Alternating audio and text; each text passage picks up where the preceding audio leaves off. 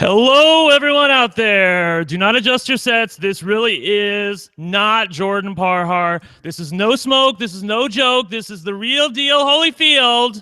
I am Brent Wolgamott, and I am hosting RHAPpy Hour tonight. So how are you guys doing? We have a great show tonight. While the boys, JP, Rob, Taryn, the robot, and Alex are all in New York for Survivor Know-It-Alls. We have a great show tonight where we're talking about episode 4 of Big Brother Canada 5, and a very balanced show tonight, I must say, because we have 2 winners and 2 losers tonight. First, the winner, you know her. She's the 4th member of the live feed correspondence, but she's number 1 in our hearts. It's Melissa Deni. Melissa, how are you? I'm good. I am very flustered because feeds were going off just 2 seconds earlier, and I was trying to watch the episode and trying to watch the feeds, and it was chaos over here. Right, I wasn't even dealing with it. I was like texting with the 3 of you saying, "Look, you guys watch the feeds. I have to watch the episode because I need to know how to direct us tonight." Speaking of, you're like, what's happening? I know, right? The 2 losers. It's my favorite loser. She was on my team and somehow she blew it. I don't know how it happened. It's Liana Boraas. Liana, how you doing? Doing great. I'm just a lovely second alternate. Thank you very much. I'm excited. Really excited to talk about Oreos tonight, because nothing else has been happening. So let's dig into it. All right. And if Liana was a loser, this guy's the king loser because he wasn't even in the conversation. It's Harry Henderson himself, John Krause. John, how you doing? I've already been called a loser. In New York, I was referred to as a ringer yesterday. I prefer to think of myself as a member of the Suicide Squad of podcasters. The heroes are away, and this season is just too messed up for normal, good, clean heroes. You need to get the professionals out of jail to talk about things. I know, right? And I'm loving the beard tonight. I do have a little bit of facial hair, but I'm just lazy because I'm trying to let this scar heal right here. But you actually have a real beard, and I'm living for it if you guys are watching in the video version. So we're, for those of you who've never seen a recap after an episode before, we're going to talk non-spoilers at first. We're going to talk about the episode. We will talk about some of the live feeds that happened, way back yonder at the beginning of the week that informed the episode, but anything that happened after the episode where Dallas made his big speech, we will leave for the spoiler section. You guys can submit your questions. You can tweet me at OneLuckyGay and make sure you use the hashtag RHAPpy Hour, and we'll be seeing if we can get those questions in. So I'm not going to bury the lead here. I was going to talk about what we finally saw on TV, which is the formation of the Dream Team, but I cannot go forward without talking about Dallas. Look, I'm a live feeder, and, we watch the live feeds, and, of course, they black out the things that happen, like the veto ceremony and other things. And when I heard that Dallas made this big speech, at the veto meeting, I assumed that he was named as a replacement nominee. And then after the veto meeting, the box was closed, he made his big speech. But no, Melissa, that's not what happened. He actually decided to take it upon himself while the POV meeting was happening to make his big speech. What do you make of that? Dallas makes a lot of strange choices, that's for sure. I don't quite understand him at all. I feel like we were so pumped about him and we thought he'd be this changed guy and that we were going to be so impressed. I was very upset I didn't get him as part of my draft, and now I am thrilled I didn't get him as part of my draft. And I also feel like they were talking up that speech so much on the feeds. I kept being like, oh, I cannot wait to see this speech. I cannot wait to see how he, went off. And it was not nearly as impressive as I thought it was going to be. It was basically nothing. I don't know. I just feel like I'm so used to seeing people talk about these great speeches, and you see I don't know, you see Mitch, or you see, one of these crazy speeches happen, or Meech, and I don't know. I was expecting more. Right, I agree. I think I was more shocked by the timing of it all, not necessarily by the speech itself. Liana, we haven't heard anything from you as far as Big Brother Canada goes. What did you think about Dallas? And give me your more general thoughts on how you think this season is going so far. Well, first of all, Dallas is running around like a toddler. He's 3 years old, and he's just pushing stuff over and throwing things. The guy is not being particularly coherent. He's just doing lots of insane, just bat crazy moves. And I don't quite know what his gameplay is. It's like he has an impulse and then he just does something. Like there's no thought that goes into his gameplay or his moves. And he didn't throw any beads like Victor. So I was disappointed in that speech as well. But I don't know. I can't imagine that they would have edited anything out. Like if there was more, we would have seen it. So I thought that was odd. But overall, this season has Dallas's gameplay is maybe a perfect encapsulation of what this season has been. Just crazy and all over the place. And the show, like there's always a difference between what's on the show and what's on the feed, so we can get more into this later, but they're just so different. They're just so different. Right. I'm sure. And I'm sure, John, you co-signed that this season has been just off the rails. Yeah, I could not agree more. I mean, coming off of BBOTT, where it was just sort of, I think we can say it now, it was a bit of a snooze fest. I mean, this has just really reinvigorated my interest in the show and the feeds, but it's also like expert mode. Like I have to keep checking constantly, my Twitter feed and the different websites I go to. I got to look on Reddit, and I still don't know if I can make complete sense of it. It's high speed all the time. I agree. Well, so as I mentioned earlier, we got to see the formation of the Dream Team, the 6-person alliance that has, for the most part, been controlling everything that's been happening in the house. It consists of 5 veterans and 1 newbie who looks a little starstruck, I might say. It's Dimitri, along with Cindy, Netta, and Aika, along with Kevin and Bruno. Liana, I'm curious if you see this 6-person alliance lasting much longer past this week. So I thought with Aika's erratic behavior that we might see this alliance fall apart. I'm feeling better about it now, but we already start to see cracks. We start to see pairings happening within that, because these are vets. These are really good players who are looking out for their own interests. And so, if Bruno and Kevin are going to try and do a deal on the side with some of the newbies, I can see that really starting to break apart this alliance of 6. Right. I know. Melissa, what do you think about this alliance of 6? And who do you think of the 6 of them is going the furthest? Oh, that's tough. Well, obviously Netta is going to go pretty far because, she has to. Well, a lot of people on Twitter keep saying that, the minute that she loses her immunity, she's going to be nominated and evicted. And I don't necessarily co-sign that. Yeah, I don't think that, at this point, she's playing so well. She's got people convinced that she's an impartial, like an unbiased person who they can just come to for advice. Like, are you kidding me? Like, there's no way she's impartial. So I think that, she's kind of the Derek of this season, if I may say that. Not necessarily in all the ways, but in the fact that she anytime someone comes to her with some like crazy plan or some, let's flip this and do this, she kind of calms it down and tells them like, well, let's just stick to your gut. Let's stick to your original plan and let's just move forward. Let's not try and create waves. And I think she's going to go really far. So I think Netta's going to be going the farther. Netta, I think, who knows? But I also agree with Liana where it's like there's so many cracks in this Dream Team. Right. And there's so many different pairings. It's hard for me to even see them fully as just an alliance of 6. I really feel like it's just a bunch of little tiny alliances under the guise of one big alliance. Right. I keep forgetting that they exist as an alliance. Like, yeah. I keep reminding me too. I keep checking my charts. Right. John, I want to talk about Netta real quick because, a lot of people, I said, well, we're talking about what happened up until this episode, but a lot of people, because it wasn't shown in the episode, Netta was the final nail in the coffin for Dallas being nominated. She was able to get Dimitri and talk to him 15 minutes before the replacement nominee ceremony and get his ass on the block. So I'm so taken by what Melissa said, how when people come to Netta with a crazy plan, she's always the one to get them to calm down and say, no, like, let's think about this for a second, go with your gut. And that she seems to be a calming influence on the rest of the house. Yeah, it's kind of like the famous Dr. Will speech about the target that gets so big that it becomes invisible. I do think that closer to jury, once we start seeing Netta becoming more vulnerable, that maybe her name will come up. But the fact that that's so far in the future, you know what I mean? Especially at the pace that these people are playing, it's only day 12, imaginably far into the future. So she's sort of like a BB God right now. She's just floating in the house and she can't be touched. And so people, I guess, see that as an anchor.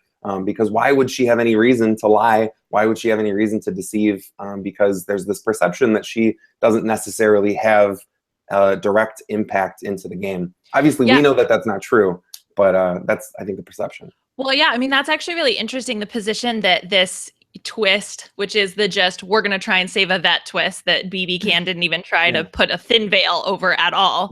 Right. But it's interesting because people don't seem to think that she has a vested interest in who is going home, or that she would be playing really hard or have her own opinions. I think that's why she's coming across as this kind of unbiased person, because people are thinking like, well, she's safe, so why would she be so focused on getting any one particular person out?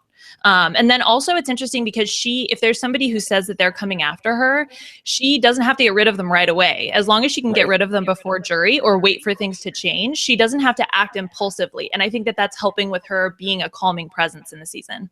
Excellent, excellent. I am hearing a little bit of an echo, so make sure everybody has their headphones plugged in, because I'm hearing a little bit of echo coming back. So just double check that. Anyways, so let's talk about the nominees here. I love it when Dylan was put on the block. He said, "I can't believe I'm being nominated by this idiot." He called him hair gel and tight pants, and I was like, Melissa, I know you're here for me on this. Like, hair gel and tight pants, I'm there for that. Of course. Did you guys? Sorry, all of those promo photos. Did the guy they bought all the guys' pants like 2 sizes too small? They're all very, very tight.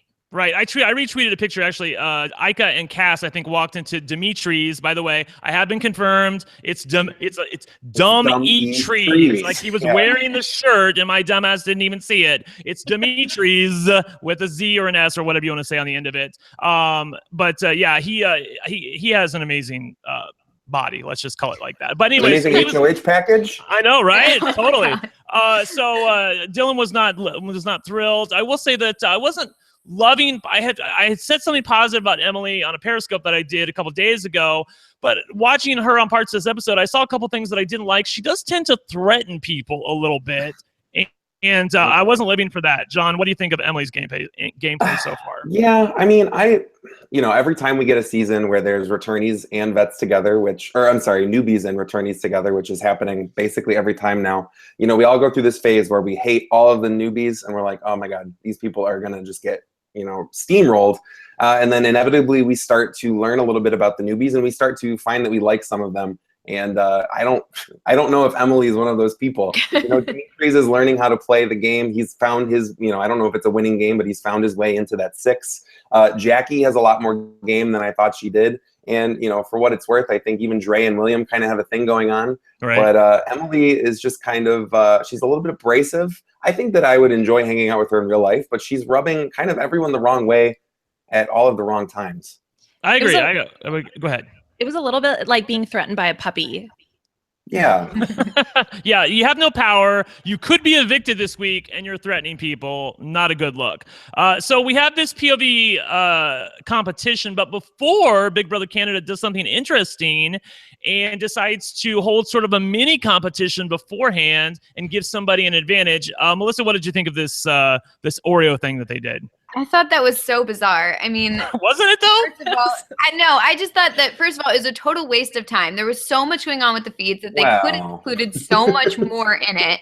And then to have it be judged by the other people, like, they're your competitors. Like, obviously you're going to pretend to be impartial, but then you're going to go and judge the people that you want to lose the competition more harshly than you would people in your own alliance. Like, I mean, I'm not sure if they ended up doing that because they all kind of gave high scores for most everybody. But anyway, it just felt so dumb, and I didn't even want to watch anymore. I don't know. It was just oh, please. All right. So we'll get. So but Dre it did make me want an Oreo. Yeah, so. Dre wins the advantage, although it really wasn't much of an advantage considering how hard this competition was. And by the way, I will say, Big Brother Canada, I've given you many props. Visually, this competition was stunning. I agree with Sarah Helen. She tweeted that. On the other hand, people have compared this season in some ways to Big Brother 13. Rachel Riley was the winner of that season, with the vets against the newbies. This competition was ripped straight out of Big Brother 13. It was the have-not competition of the first week. I think it was the BB president tweeted that on Twitter, and I couldn't even remember that, but I knew I had seen it somewhere. Liana, I feel like they were going to the well one too many times. Yeah, as soon as I saw it, I was like, oh, lemons and limes. Right? Yeah, exactly. I knew I had seen it from somewhere, but I was like, how many different things can we juice and dip? Right? Yes. Yeah. How many times have we seen this competition and I know we've seen it sometimes since then, where you have to soak up as much stuff as you can, or if you're Emily, you apparently have enough hair where you can soak up extra milk, although her hair looked like it's not much longer than mine. I don't know where she was getting this. My hair is so long, it's really giving me an advantage in this competition, John. Is that why you're growing your hair out, Brent? Are you I planning know, right? That's why you have the beard, John. I can do. Yes. I think I could know you actually guys have get seen quite a this. few. Oh, you have a man bun now, right, I Brent? can do the man bun if I want to. I know, right? My hair's a little sticking up now. Anyway, so this competition comes and goes. We get a few parting words from Emily in the competition where she realizes she's going to lose, and she goes out of her way to make sure that Demetres is also going to lose. And Dylan comes home with the POV, Liana. Yeah. I actually kind of like that move from Emily. You know, I don't feel super strongly about her as a game player, but that's a little sly. Like, oh, I'm gonna get in the way, or I'm gonna get out of the way so that Dylan can get back up there. But oh my gosh, I don't know. After that whole Oreo competition, I just couldn't believe what I was watching. I'm going to disagree with that move, though, because if she's guaranteed to lose, I know that she likes Dylan and she's working with Dylan, but she's on the block with him, so she's guaranteed to lose. And he wins and takes himself off, she could still be in trouble. I feel like if she is pissing off people, especially the HOH, by trying to block the HOH from winning, that's going to put her in hot water. It's not like she's going to be saved all of a sudden by tripping somebody else out. Melissa, it was more of a good TV move. It really wasn't a great game move. Yeah, I mean, I also feel like she thought that she was a pawn. So I think that she wasn't thinking like, oh, if I'm still on the block, I'm going to be going home. I think that she was like, I want to make sure my ally is not on the block with me because I think he's the target. And then whoever else gets put on the block with me, who cares as long as it's not the two of us. And I mean, I think that also in regards to that competition, it was a huge advantage for people who were bigger. Like the big guys who can squish their whole bodies down on that Oreo, they have such an advantage. Like, I just feel like someone like me, I would just be kind of like doing nothing. I feel like I would get like this much out of the Oreo each time. It's just a total, it was really unfair. And then the long hair that benefits her doesn't benefit Dre. I don't know. I just feel like it just wasn't fair. I know. No one ever said Big Brother was fair. So I know. So Dylan wins the POV. John, Demetres has a decision to make here. He needs to come up with a replacement nominee now that his target is coming down and he is vacillating. So what do you think about how Demetres handled this situation, how the vets handled this situation, and ultimately what his decision landed on, which was to nominate Dallas? I'm going to say right up front, I think kind of Dallas made his own bed. You know what I mean? That a lot of his decisions and game moves leading right up into the POV ceremony, you kind of force everyone else's hand. It would be stupid not to just go with that. But for a while, who was the names that were being thrown out? I know Karen was being thrown out. That's another one that I feel like he could have definitely put up and not got any blood on his hands like they discussed. Which brings up a funny point, about Karen is I think that her gameplay is also so bad now that she's almost losing that target. It's getting a little too big for her. It's definitely a possibility. Karen was a possibility. Jackie was a possibility, and Bruno, supposedly from the episode, was a possibility. Although from what I was seeing on the feeds, I don't know how big of a reality that was that he was ever going to nominate Bruno as a replacement. And I don't think that Demetres is still buying what they sold him about Bruno and Kevin, voting the other way to not make it look so obvious last week. I think he's smarter than that. On the other hand, I feel like he's trusting Ika that she can at least corral Bruno and Kevin for the time being, and that they're on Demetres' side. And I think that they are for the present time. I think they are with Demetres. Don't you think, Liana? Yeah, I think so too. I think that he could have put up Karen, but she's kind of pulling a Rennie, and now is just so crazy that there's no reasson for anybody to target her. But ultimately, do you think that it was more of? I mean, it was Netta and Ika that were really pushing. Like, I don't think that this was really Demetres' decision because I think he was so influenced by the vets. Right. I think it can be argued, though, Melissa, you can make a decision in the House that apparently other people are making, and it's going to earn you credibility with them. I mean, I know that this was ultimately Netta and Ika's decision to get Dallas up on the block by Demetres choosing him as the replacement nominee. On the other hand, they're going to look at that and say, hey, we asked him to do this and he did what we told him. So that's money in the bank as far as Demetres is concerned in later on weeks if they're figuring out whether or not they can trust him or not, don't you think? Yeah, I mean, I think that this move was pretty good for Demetres all around because I think that it benefits him because he shows the vets that he's loyal, or at least some of the vets. He shows the, Ika and Netta that he's loyal and he'll do what they say, and he's just there to do their bidding. But it also gives him an advantage because it could potentially get out another physical competitor, another big guy who he could potentially end up going against in the future. So I feel like it benefits him either way. And I mean, not to like keep comparing Netta to Derek, but I mean, did you see how she was just able to, in like a 5-minute conversation, like it had been going back and forth and back and forth and back and forth. And then he finally goes to Netta in like a 5-minute conversation. She's just like, she convinces him that it's what he wants to put up Dallas. Like, that's what Derek was famous for, is convincing someone that they're making the move that they wanted to make. And he's just, there to guide them to their own decision, even though he was totally influencing them. Right. And so she made him think that he was going with his own gut to put up Dallas. No, I agree. I'm loving it's very impressive. I'm loving what Netta's been serving. I think everything has to be taken with a bit of an asterisk with Netta because she is immune. On the other hand, I don't know a ton of people that treat like Tony Vlachos, when he had the Tyler Perry idol, they still think he's an amazing player, even though he did have the idol the entire time. So the fact that Netta's immune and she's, making some really good plays in the house, I think she's going to get credit for in the end. I want to talk about someone who famously said on this episode, I'm going to do a little bit of manipulating and a lot of masterminding, Liana. Cass, I don't think so. I don't think so either. So talk to me about Cass in this episode. I mean, we didn't see a ton of her. We saw some of her there at the end when they were trying to figure out the replacement nominee. But the boys and I have been down on Cass most of this season. Are you with us? Yeah, I mean, I gotta agree with that. I love Cass, and I was so excited for her to come back. And what I was worried about with Netta, with the expectations being so high and her not being able to recapitulate her game from last time, not worried about it at all. I mean, Netta's playing fantastic. Cass is the one that's having so many issues. I just want to sit the girl down, like take a Xanax, let's calm down, and stop playing so erratically. Yeah, I agree. John, I know you tweeted me when we were talking about what we were going to talk about as far as the live feeds go, but just talk about Cass in this episode. I didn't really love what she was doing, although I did like some of her conversations with Dallas where she was basically telling him what to do, and he went and did it. And I still don't understand why some of these people are going to target Dallas because he's ultimately a good soldier. I mean, you give him an order, he's going to go out and do it, don't you think? Dallas has one strategy and one move, and that's what he plays with. His strategy is loyalty, and his one move is he's going to drop a bomb. He's always like, I'm going to go drop a bomb. I'm going to go up there and drop a bomb. We got to call a meeting. I'm going to drop a bomb. And so, yeah, he's predictable. And in a game where unpredictability and perception rule, predictability is like your number one most powerful piece of, tool.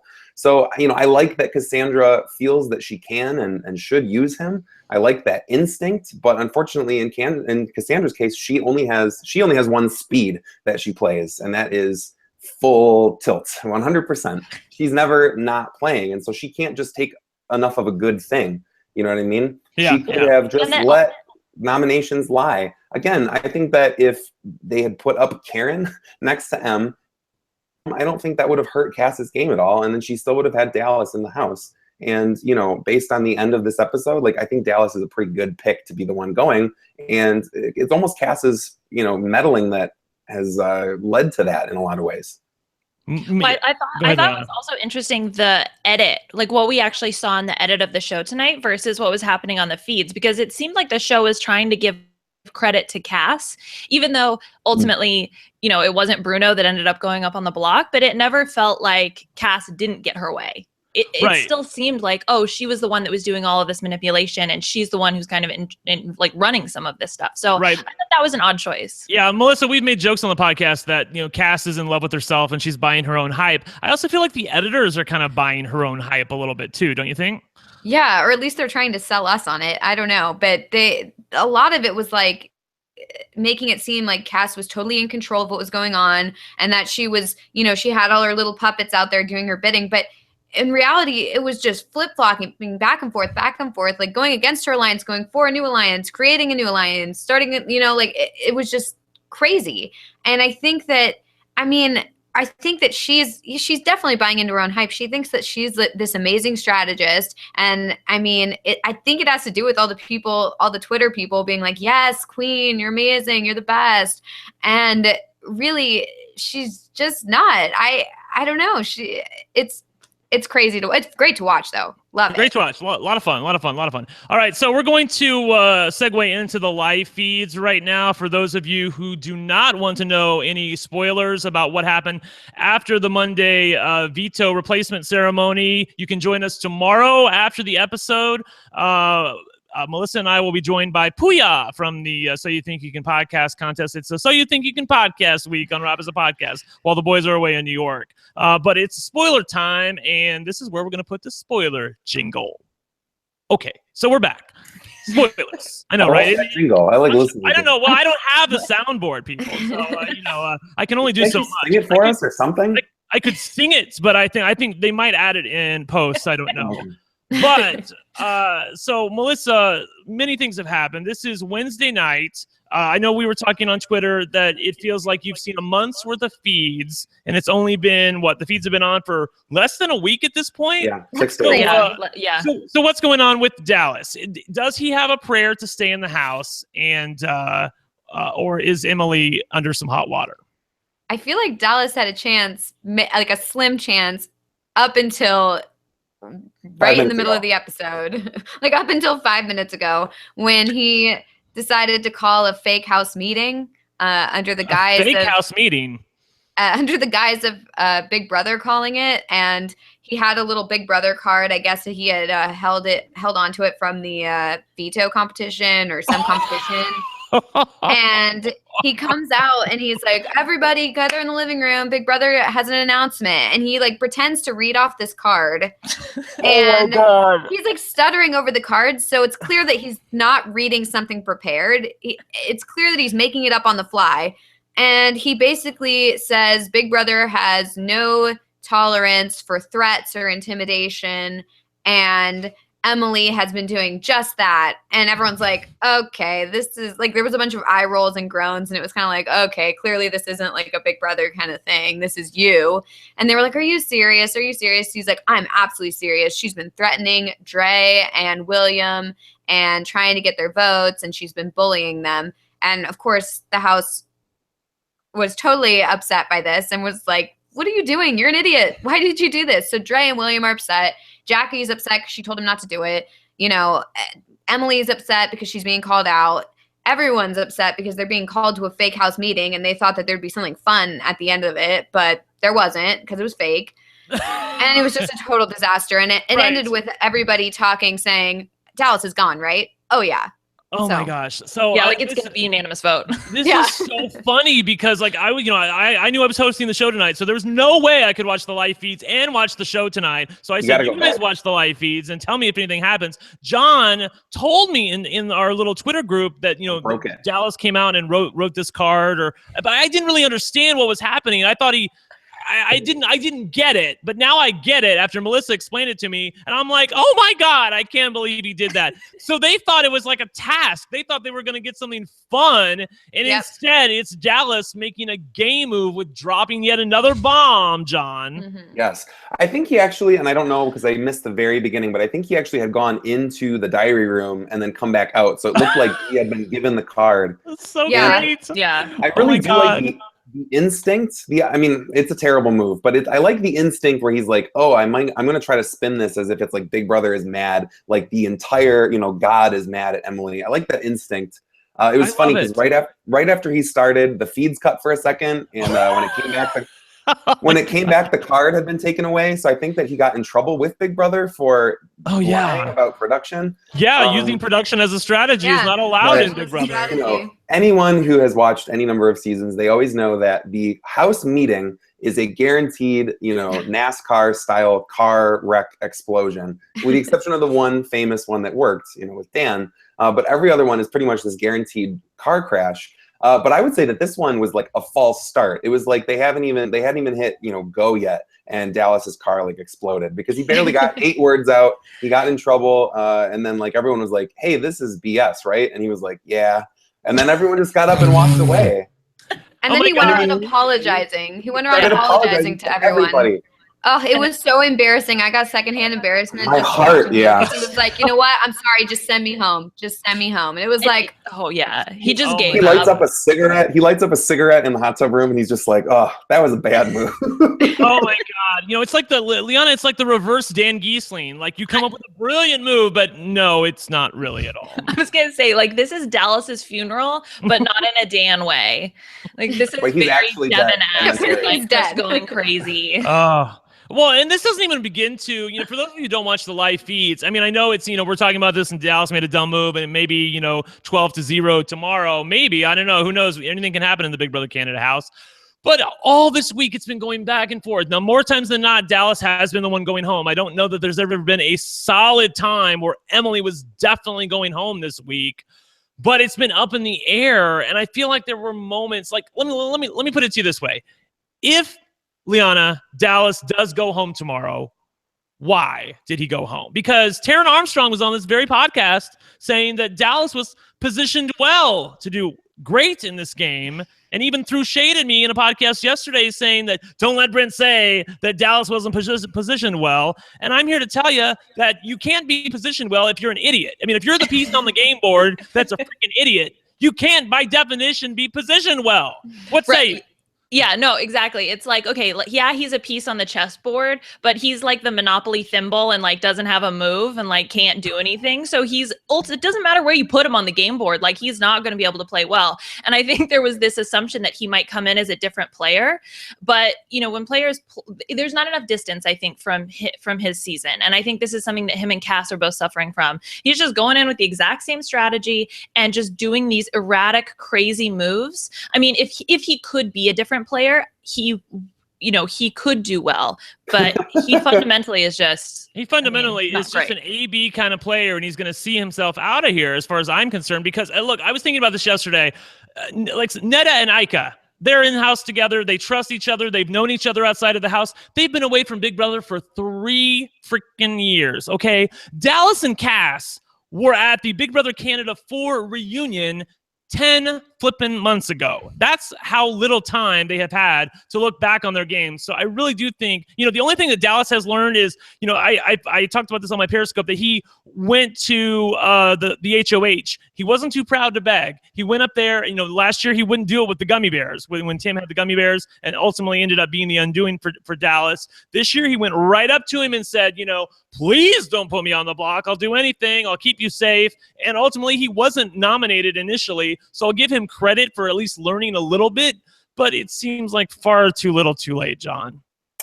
Yeah, so, you know, it's easy, especially when you only have 10 months, it's easy to say, like, this was my number one flaw. Yes. I found one flaw. I won't do that one thing. You could even, let's give him the benefit of the doubt and say that he spent a lot of time in the last 10 months actually thinking about different things and different strategies. But the difference is that once you are under the gun, once you're in stressful situations, and, you know, Big Brother house is a pressure cooker of stressful situations, you're going to revert back to that muscle memory. You're going to revert back to whatever your basic biology tells you to do. Right. And so it takes years of, you know, growing up and changing and introspection to actually change that sort of whatever your biology wants you to do. So yeah, I think Dallas probably entered. I really liked his interview with Rob before the season started.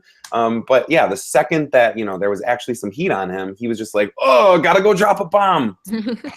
Yeah, that's how it read to me too, that he knew what to say in some of these interviews. He knew what we were looking for, but insofar as putting it into practice and execution, Liana, I just didn't see anything there, and I have to believe he's going to be evicted tomorrow night. Yeah, I mean, especially after what just happened. What happened, I think, in like the last 5 minutes of the episode, like that's when the feeds were starting to blow up. Right. And I was actually looking forward to the debate that we were going to have about who do we think is going to go home? Like, do we think it's going to flip to Emily, or do we think it's going to stay on Dallas? And I think that case is pretty close. Well, a couple things have been happening, and I want to talk about what you guys want to talk about, but I also don't want to forget this. Emily has made a few mistakes, and I feel like Bruno has also made a mistake, because Ika filed it away that Bruno said, because Emily's been going around saying, you know, I'm going to target Ika and Cindy and the vets if I win head of household. She's been saying that to a lot of people. That's made its way back to Ika, but the reason that Ika won't flip the vote and vote to keep Dallas and get rid of Emily is because they view Dallas as a loyal soldier to their number one enemy, which is Cass. But Cass doesn't know she's the number one enemy of Bruno and all these people. So she doesn't know enough to stop campaigning for him, Melissa. I just feel like it's a constant loop of people not knowing a key piece of information. And if they knew that key piece of information, then they would know what to do. But Cass doesn't know that her campaigning to keep Dallas is not in Dallas's best interest to stay.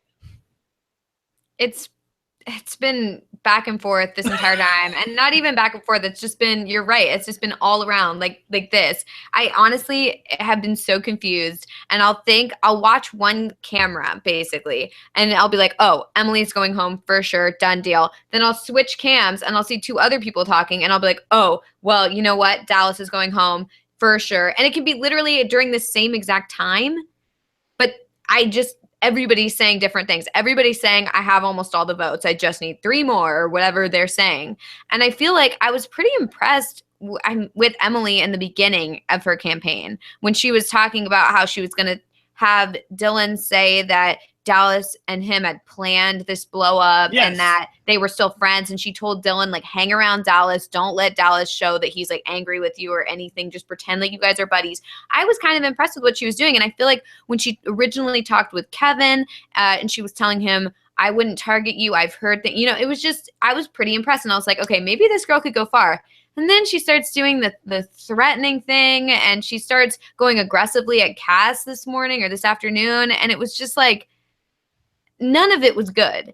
And I was very disappointed. I was very disappointed too, because I gave her credit for that move, and then she went and did this. And I know Dallas's move, as far as with the card and everything, was terrible. But Emily has been threatening some people, not in an untoward way. I mean, it's completely legal and within the bounds of the game. She's basically been telling people, if you don't vote to keep me and you're one of the votes against me, and I stay, I'm coming after you next week. And she's also been threatening some of the vets. And like I continually say, if Dallas wasn't such a piss poor player, Emily would be going home this week, because she's made so many mistakes, and a few of the people around her have made mistakes. Bruno, I know some people like him. He's made a mistake because he said, I'm not very close to Emily. But on the other hand, he told Ika that if Emily became HOH, he could for sure make sure that Ika's name wasn't coming out of Emily's mouth. And of course, Ika filed that away, and it's like, well, how are you going to control Emily if you say that you aren't that close to her? Obviously, Bruno has been trying to pick up Dylan and Emily as pieces in his game, as far as looking for a couple loyal soldiers. But Liana, I feel like, again, Dallas would go home if he wasn't so terrible. Emily is just as bad and could be nominated next week if the vets get control again. What do you think? I definitely think it's possible. I think part of all of the confusion that's coming about is because there are just so many relationships and so many bonds between so many different people. I mean, if you look at the alliance chart, it's just, like, literally almost the whole thing is just full of people's pictures. It's like you're going to run out of space. Right. And that makes it very difficult to judge what are the true, genuine relationships. So whether or not the 6 do value themselves, and they're going to stick together, whether or not the core 4 is there. And then now with this Kevin, Bruno, Emily, Dylan thing, I just think that the House, even no matter who wins HOH, I mean, it's possible that Emily might end up going up as being nominated again. Right. But it's also very possible that we see something out of left field and somebody else we wouldn't expect ends up on the block. Yeah, definitely. All right, so I want to get into a couple things that you guys, we have questions from the audience, but I also want to get into a couple of things that you guys told me ahead of time that you want to talk about. Melissa, I know you wanted to talk about somebody we haven't even said his name during this 40-minute podcast thus far, which is baffling to me. Tell me who you want to talk about. I want to talk about Gary. Who? Because no, I'm kidding. Is he on this season? Yeah, right? I was totally thinking that he was going to be this big personality and going super hard right out of the get-go. I was not so keen on him. I was like, there's no way he's going to last. He's going to be, just a giant target. I mean, he basically won his season, and he's not a target. He's playing a totally different game than I expected, but it's fantastic. I agree. I think. Go ahead. No, go ahead. Sorry. No, go ahead. No, I was just going to say that somebody on Twitter, I think it was like Cena Nitz, compared him to a cat. He basically just sits around the house and he grooms himself the entire time with the makeup, and that's all he does. Like, it's just the constant pampering. But, as far as a Big Brother player go, Rob Sesternino always says to, be wallpaper for the first month of the game. And I feel like Gary somehow has managed to do that. Gary, the person you would least expect to be just wallpaper is just like totally blending into the background. And right. I mean, it helps that he said his strategy this season is as long as it's not me. And I feel like that's crucial because he's making close connections with people, but he's not aligning himself too closely with anybody. He's basically looking out for himself, one and only, but also building strong bonds friendship-wise with everybody else in the house. Yeah, and like that night when they all had tea time and it was Cass and Ika and Gary, and then they were like, okay, yeah, we're talking to each other. Let's try and save Dallas. And the next day, Gary's like, yeah, that's not worth my time. I'm not sticking my neck out for him. So I was very impressed with his skills. And Cindy is another person that we haven't seen that much. Like, I forgot she was on the show if it weren't for all of the Cindy dancing gifts. But right. Exactly. Cindy was my number one pick in the draft. I just see it coming. I don't know how, but I'm Nicole Stradamus. I see it in the crystal ball. It's happening. But John, Gary, playing pretty well thus far. And I will say that the one knock against his game is if he's perceived as, I know that Liana gave him some credit for saying, well, as long as or maybe it's both of you said, as long as it ain't me, or I'm not going to stick my neck out for it. But someone who is sticking her neck out a lot is Ika. And Ika doesn't like it when she feels like she's carrying the whole load for the whole house. I know that Gary's name has come out of Ika's mouth at various times because she feels like he's not pulling his weight, although I would submit that he is. Ika's just pulling too much of her own damn weight. John, what say you? I will say that, yes, Ika has mentioned Gary's name, but whose name hasn't Ika mentioned? That's Ika true. is one of the many players right now that is running around at full speed. Focusing on Gary a little bit, he actually, I think, has a very sophisticated game that he's playing right now. You're right. He was originally perceived. He's known as the person who should have won, who almost won season 1, the original inaugural Big Brother Canada. But he's managed to make himself seem like not a threat. This dude is, how tall is he? He's almost 6 feet tall. He's very, very good at competitions. That was one of the things he was known as in his season. And yet he has, we say he is making himself look like wallpaper. Maybe his wardrobe is helping with that. But it's impressive that you make yourself look like not a threat. And then another thing, too, that he does, which I was going to make a joke about just sort of lightly, but I actually think it is a legitimately good strategy, is sometimes like right before bed, I will, pop the feeds on and see what's going on. And there'll be a camera focused on Gary, and he's like shaving somebody, or he's massaging somebody. He's always like, he's putting his fingers, earlier today, he was like touching Kevin's lips and like giving him some sort of this weird, like, facial muscle massage. And I was going to make a joke about it because it's really silly, but there's something to be said about feeling comfortable and feeling relaxed. I mean, like, you can just, like, when Gary was shaving Dimitri's the other day, like, it was just very relaxing. It was this relaxing atmosphere. He kicked everyone else out of the room. It was just the two of them. They weren't talking about anything, not even strategy, not nothing. It was silence. And I think that that's building a actual, even if you're not strategizing and forming an alliance, you're building a physical bond, an actual literal with touching physical bond. And I think that might pay dividends later on in the game. I think everyone feels like Gary's on their side, even though he hasn't done anything to prove it. I agree with that. Liana, someone who isn't being very silent is Ika, and I know you wanted to talk about her absolutely haphazard game thus far, and how I feel like we all kind of feel like it's going to doom her later on. What's going on with Ika? Yeah, she's just been all over the place. I mean, and especially with the whole Dallas Emily vote. I mean, she's just, we need to save Dallas. No. We have to get rid of Dallas, and just being very emotional and being willing to pick fights with, with the people in the six. And I think that this erratic gameplay, they want to blame it on slop. Yeah, she's a have-not, but I don't know. We've seen a little bit of this before, and I feel like this is going to end up dooming her, come week 4. Yes, I know, right? By the way, just really quickly, I don't think I ever talked about this. The have-not room. Can we just give props to the Big Brother gods? What an amazing freaking have-not room. This is the real shit, you guys. Like, we make fun of the have-not rooms in the past because they're so easy. Like, who wouldn't want to sit in a padded race car like they did in Big Brother 18 or whatever the hell? But Melissa, like, the have-not room is the real deal. It's great. This is no smoke. This is no joke. This is the real deal, Holyfield. I love that exactly. They just look so ridiculous sitting between bones. Uncomfortable. Yes. So funny. And it's great. I think it's designed so beautifully. I was very impressed when I saw it. I know. What do you think about Ika's game thus far? I mean, is there any? Let me just say this. I hear what Liana's saying that her game is. She's so all over the place and she keeps changing back and forth. Although I feel like in some ways that she is playing to her strengths. I mean, that is the way that she is in Big Brother. I feel like this is the first time that she's ever really had power in Big Brother. She was always, fighting from the bottom when she was playing in her previous season. Now she's at the top. And I feel like if she could just relax a little bit, like she's at a 10 right now. And I feel like if she took it down to like a 7, like she doesn't need to take it down to a 2, but if she just took it down to a 7, I feel like she'd be straight right now. Don't you think?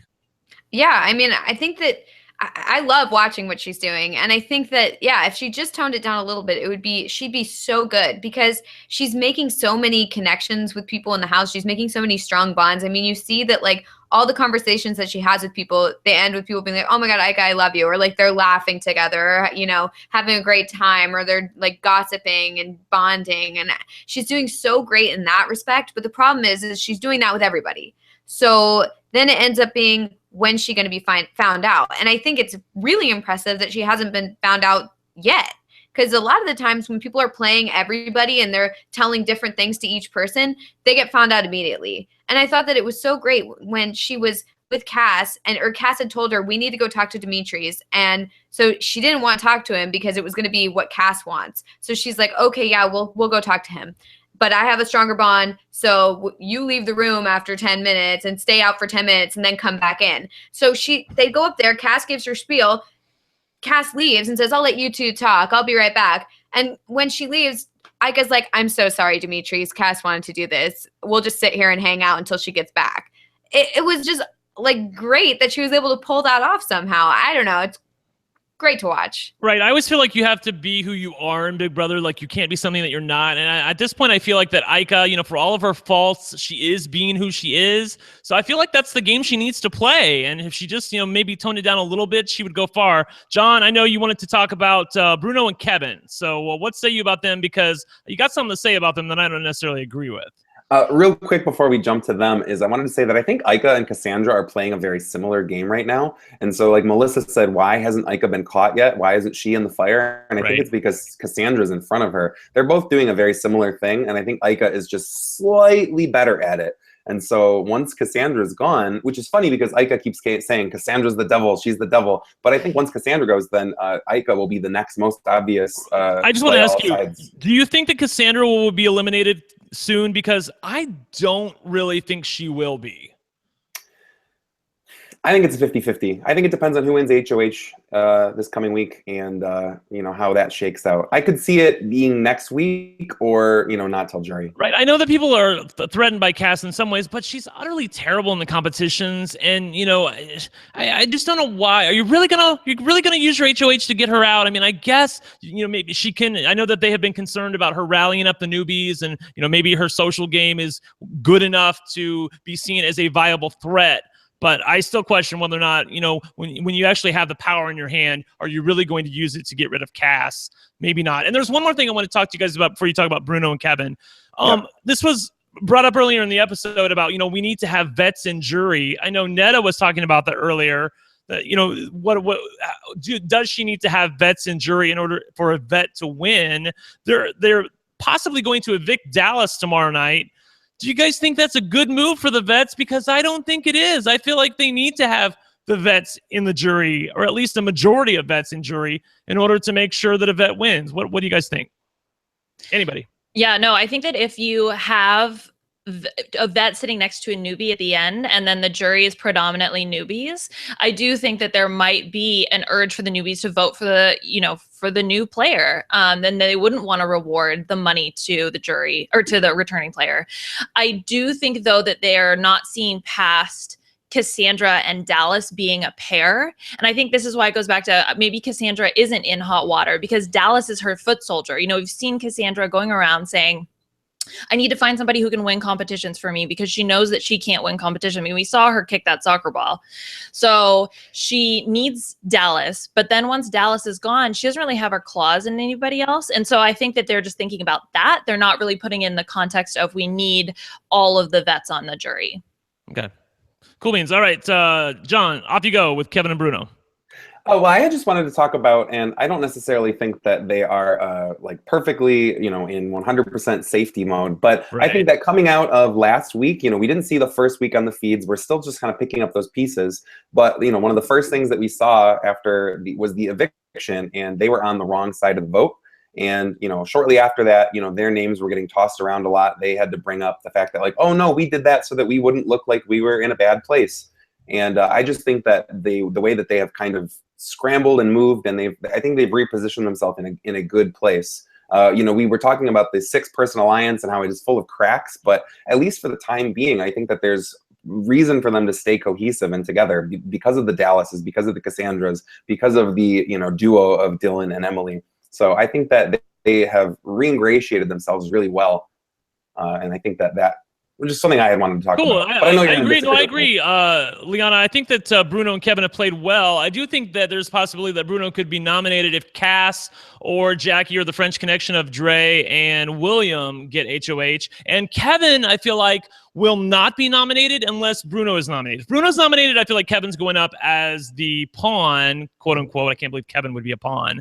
But I feel like that's the only way he would ultimately go home. What do you think? Yeah, I definitely think that if they're going to be nominated, they're going to be nominated as a pair, at least next week or maybe even the week after, because I've heard their name come up pretty frequently as being the vets that are going to be targeted. That's why I'm kind of surprised about Ika. I mean, I can't remember who it was. Maybe Emily said that she seems to be the linchpin. Like why they wouldn't go after her, I don't know. But it does seem like Bruno and Kevin are going to be the two vets that are going to be targeted by some of the newbie players. Okay.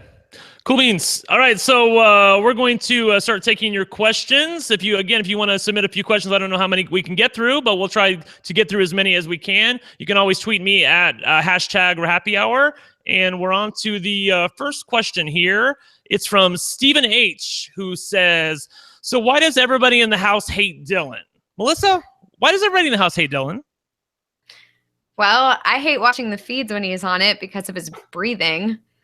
He's the heaviest breather. It's just like, it's just so horrible. Melissa, did you know that Dylan is bigger? Yes. Faster? Yes. Prettier than Dimitri? Like, no. When he was taking off his Oreo costume, there was I thought he was a pretty good looking guy, but there was so much flab and it wasn't all that. Like I just didn't, and he was saying he's prettier than Dimitri's. I don't really buy that. He's like we should all look so good after literally bathing ourselves in Oreos for a few hours. Yeah. I mean, I will say though that like for a boxer or a fighter, he's not so in shape as I would have expected, maybe. By the way, did you guys hear a few chords from the Rocky theme when he was winning the veto? Did anybody hear this besides me? I swear to you. John, did you hear it? Yeah, I mean, it was a motif. The reality shows do that a lot. They can't get the rights, so they just kind of play the first chord or two. And That's exactly what I mean, I don't hate Dylan. I think that I feel like he's just not super exciting.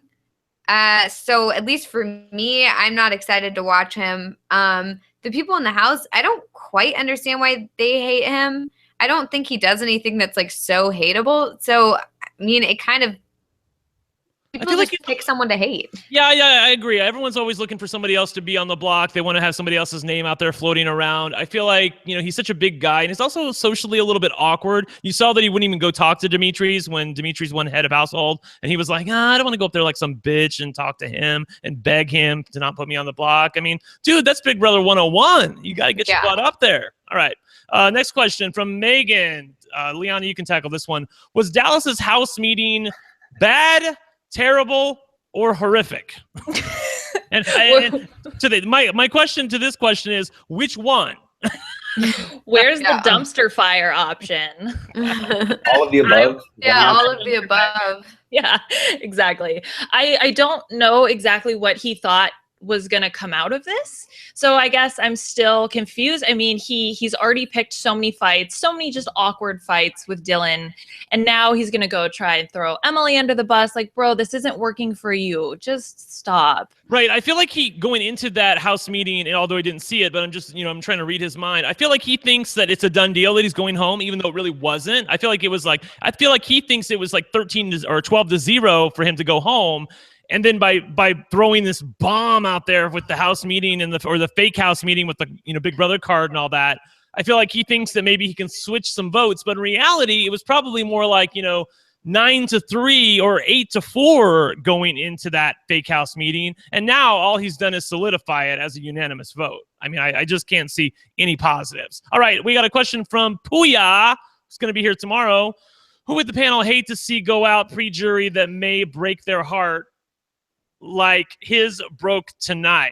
All right. So without referring to anything else, who would the panel hate to see go out pre-jury that may break your heart?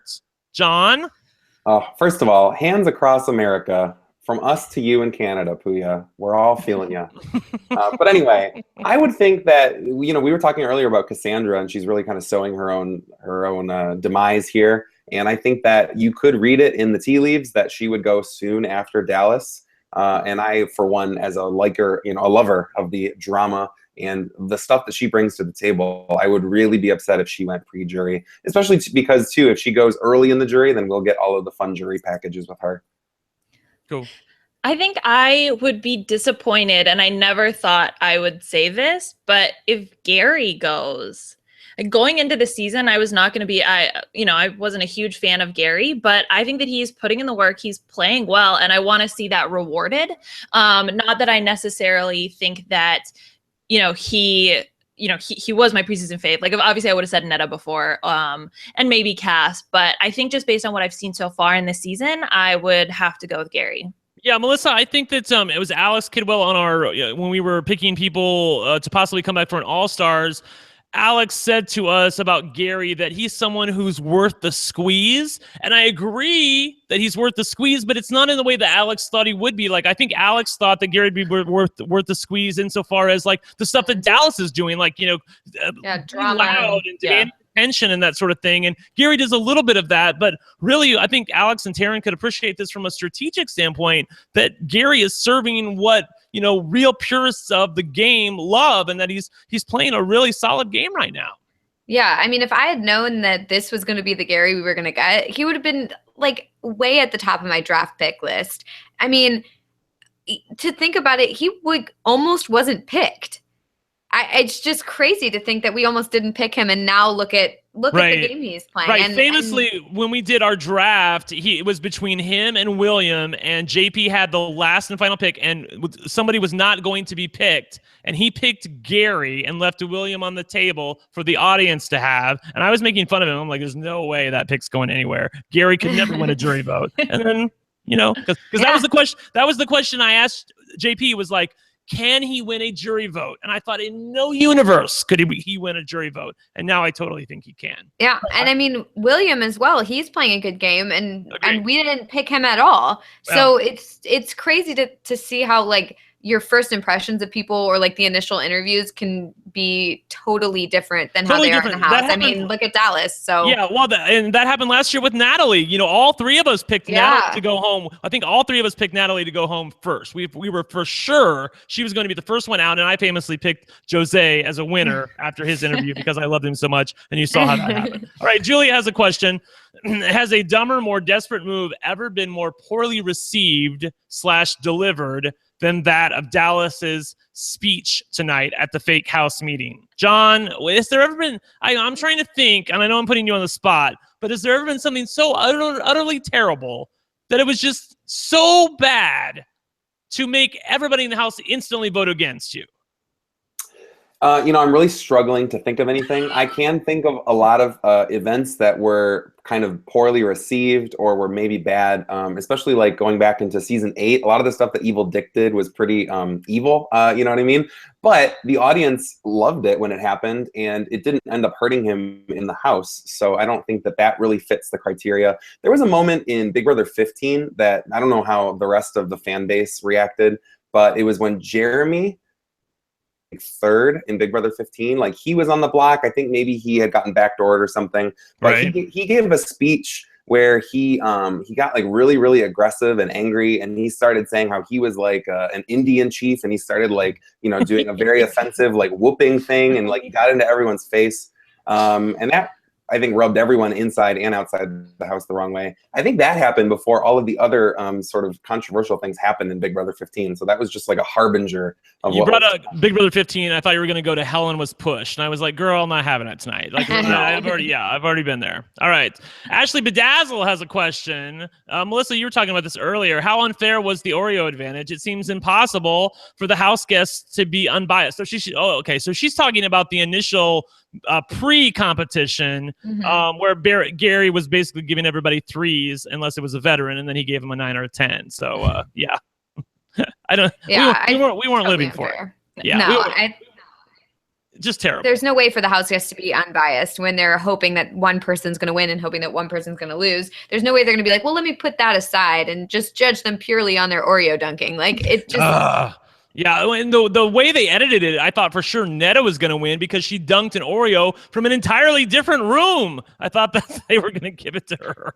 All right, Fancy Pants. It was a stupid competition, and then they had to be subjective, and it was just dumb. Well, I will give them credit for this. I know it's a stupid competition. I did forget to bring this up, though. Dylan won freaking $5,000, which is a big deal in Big Brother Canada. Remember, first place is only $100,000. Right. I think the runner-up is like $20,000. So $5,000 is a pretty big deal. I like that they finally opened up the piggy bank a little bit. Fancy Pants says, did John lose his job and house? And Logan says, is John single? So finally, someone asked a different question, whether or not is Taryn flipping single? And I was happy to see this question. This is good. This means that you guys are accepting me as the new Taryn, the better Taryn. Yes, Taryn, you have been fired. To answer the questions, yes, I did lose my job, which is why I now live in Florida. My new job, I do have a new job. I travel a lot, so I'm actually in Texas right now. I didn't have a house, so I didn't really lose the house, although I'm not in the same place before. And the answer to am I single, the answer is no.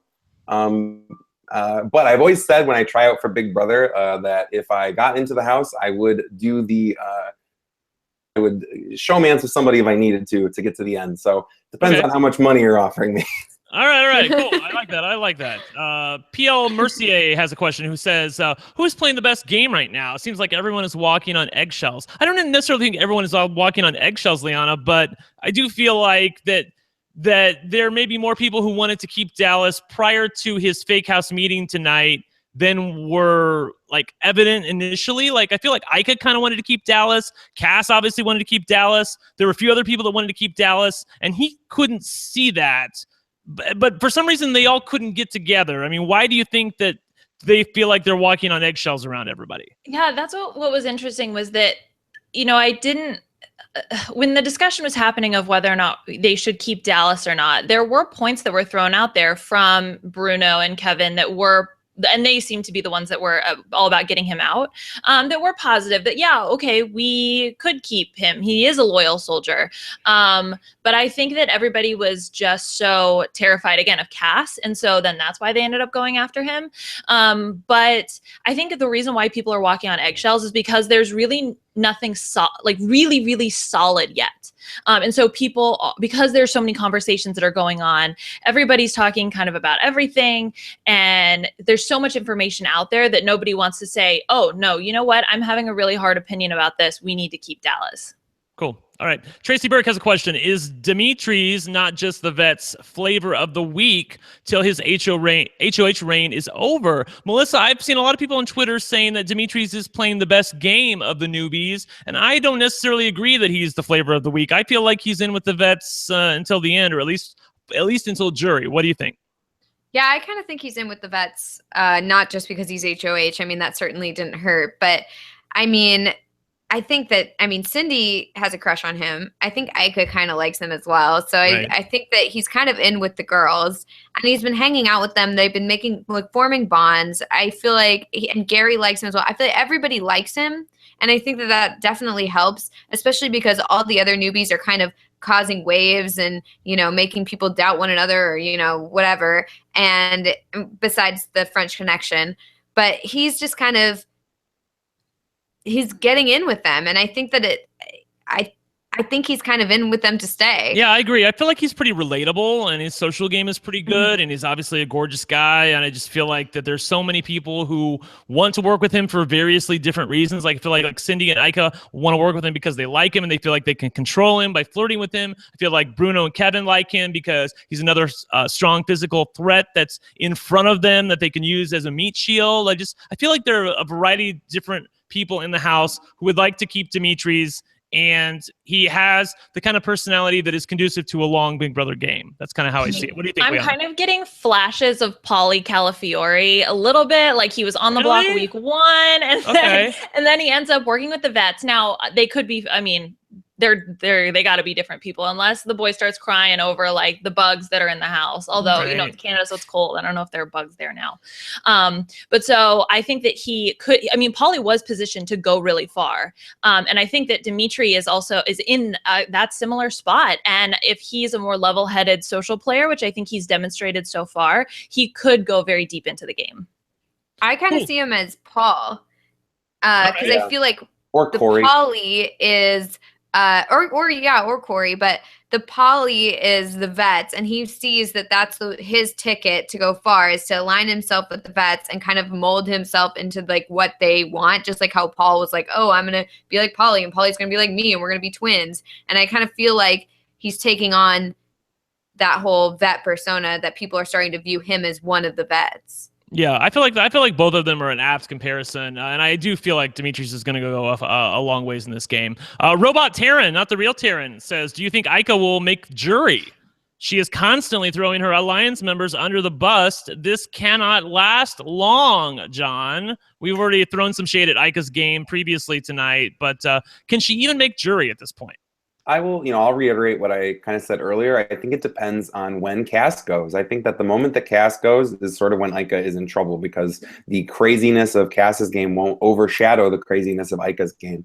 So it depends on when jury starts, and it depends on when they eventually get rid of Cass. So I think Ika could, but I wouldn't be surprised if she went very soon. All right. So last question from Pierre-Luc, who says, speaking of Cass, what is wrong with the Cass edit? It is so not what is happening on the feeds. Liana, we talked about this. The editors are in love with Cass. We know what's really happening, but, what's going on there? What's up with the disconnect? I have no idea. Right? I really don't. And that's that, and especially this episode in particular, she's been in hot water. We've seen her on the feeds in hot water. So we know that there's this discrepancy between what's happening on the feeds and what's going on in the episode. So I don't know if the editors just want us to drink more Cass Kool-Aid. They're going to have a very hard time explaining if she's up on the block next week as to how that whole nonsense went down. Right. Melissa, what about Cass? I mean, I feel like that I agree with Liana. If Cass is ultimately nominated, I still don't think she will be, but if she is, how are they going to make sense of that on this TV show, which has been making her out to be the puppet master? Yeah, there's no way Cass is the puppet master. At this point, she's not controlling anything, even though she likes to think that she is. And just because they include a DR that has her saying that she's controlling everything doesn't make it true. And it's very weird that they're trying to convince us of that when we see what's going on the feeds. So, I mean, I don't know what they're trying to pull or how they're going to wrap this up in a tiny bow once she gets evicted soon. I don't know. We'll cross that bridge when we come to it. All right, so I lied. Last question. There is one more question. Scott's throwing us a bone here. Yeah. Liana, which two of the Big Brother Canada 5 players would be the best hunted team? Which two people on this season would make the best hunted team? For those of you who don't know, Liana hosts a podcast, or hosted a podcast, it's over now, with Rob and Kurt Clark, I believe, who covered a great show called Hunted. And so which of these two contestants would be the best at making sure that they hid from the posse? Right. Yeah. So on Hunted, you go on the run, and you're fugitives, and you have to stay away from outplay all of the command center people which are hunting you down. So if there were to be two people that would do well from BB Can 5, I'm not quite sure, because for those of you that actually watched Hunted, there was this team, English and Steven, that made it the full time, and they were like, nobody thought that they were going to make it the full way. Liana, what are you talking about? Clearly everybody watched Hunted. I don't even know why I needed to explain the rules. I know. Well, you were hashtag English and Steven, right? I think I would have to go. Yeah. I think I would have to go with who I think would actually do well. It wouldn't be Gary. He would not survive. That's what I was going to ask, because we've been talking about Gary and his wallpaper game thus far, but it's not really a wallpaper game. There's more there to that. So I feel like I mean, if I'm guessing, and I didn't watch all of Hunted, but I feel like somebody like William and Dre and Jackie, like those would be the best people to make sure they stayed away from any sort of attention, don't you think? I could see Bruno doing well also. Bruno? Okay, possibility. All right. All right, well, we want to thank you guys for joining us tonight. Remember, we will be back tomorrow with Pooya, and Melissa will return as well. We will be here live after the eviction, I think. And by the way, the eviction is tomorrow night at 8 p.m. Eastern Standard Time. Then Arissa has Facebook Live with the evicted house guests right after. Last week, that was only 10 to 15 minutes. So the show should be on around 9:30 p.m. Eastern Time tomorrow night. Make sure you follow these guys on Twitter. Liana is at Liana Boraas. That's LianaBoraas. John Krause, it says Harry Henderson as the name, but it is at John Krause, JONKRAUSE. And obviously, Melissa Deni. Melissa is at It's Melissa. That's Melissa with 3 total A's on the end of it. And I am Brent Wolgamott at One Lucky Gay. That's one spelled out ONE. And we thank you for joining us, and we will see you on the other side. Oh, by the way, we need a hashtag for tonight. So do you guys have a hashtag? I have a proposal, but it wasn't something that we said. It was actually something that Dallas said shortly after. I'm down for it. He was in the hot tub room, and he was apologizing to, I think it was Dylan and Emily. And he was like, I was trying to go for a Hail Mary, but it was more of a Fail Mary. So I think hashtag Fail Mary. Yes, yes. Given the fake house meeting, I have to go along with that. Hashtag, if you want us comment about this episode, if you agree or disagree with us, make sure you use the hashtag Fail Mary. We thank you for joining us here on the RHAPpy Hour. Thank you to Liana Boraas and John Krause for joining me and Melissa. And we'll be back tomorrow night after the eviction. Talk to you again soon. Peace out.